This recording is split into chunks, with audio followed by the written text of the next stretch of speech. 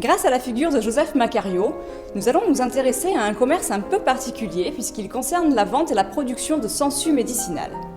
En effet, l'usage des sangsues à des fins thérapeutiques est attesté depuis l'Antiquité, mais c'est véritablement au XIXe siècle que l'emploi de cet irudiné va connaître une grande faveur. Massivement utilisés, ces vers de vase se font rares dans la nature et la mise en place de l'irudiniculture est alors nécessaire pour les produire.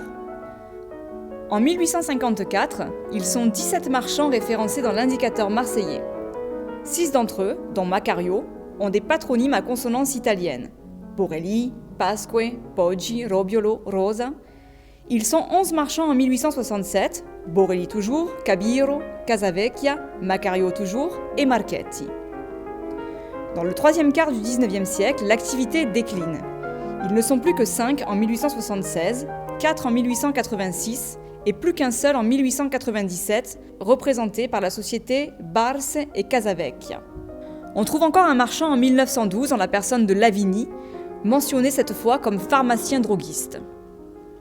Avec les théories sur l'asepsie mises en avant par Pasteur à partir de 1878, l'usage de cet annélide gluant au corps terminé par des ventouses qui lui permettent de se fixer sur le corps pour en sucer le sang entame son déclin. Il est accusé de propager des germes puisqu'il sécrète une substance empêchant le sang de coaguler. De Joseph Macario lui-même, nous n'avons que peu de renseignements, excepté ce contenu dans son acte de mariage et son testament. Né le 20 septembre 1827 à Boves dans le Piémont, il est mentionné dans l'indicateur marseillais à la rubrique Entrepositaire et marchand de sangsues de 1854 jusqu'à 1895, au 90, puis au 96 et au 98 de la Grand-Rue.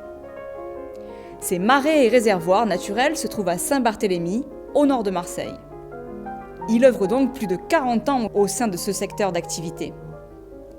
Il obtient sa naturalisation le 13 mai 1895, l'année où il prend sa retraite.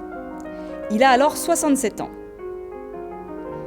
C'est un homme qui avait suffisamment réussi pour posséder un appartement en ville, Grand-Rue donc, et une campagne dans le terroir.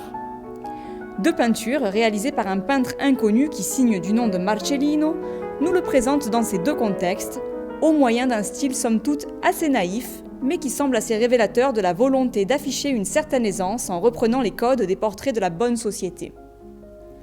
Dans un intérieur qui se veut cossu, Joseph Macario se tient tel un notable en compagnie de ses enfants.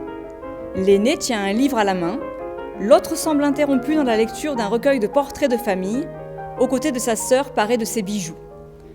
C'est également en bastidant studieux, la veste ouverte dévoilant la chaîne d'une montre à gousset, que Joseph Macario est mis en scène dans son portrait. De nombreuses interrogations demeurent concernant les activités liées aux sangsues. Des hypothèses restent à confirmer.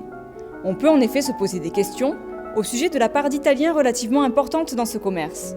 Faut-il imaginer une origine de cette spécialité dans les plaines marécageuses du Pô ? L'enquête est lancée, peut-être qu'un auditeur ou une auditrice aura des pistes ou des compléments d'information à fournir à ce sujet.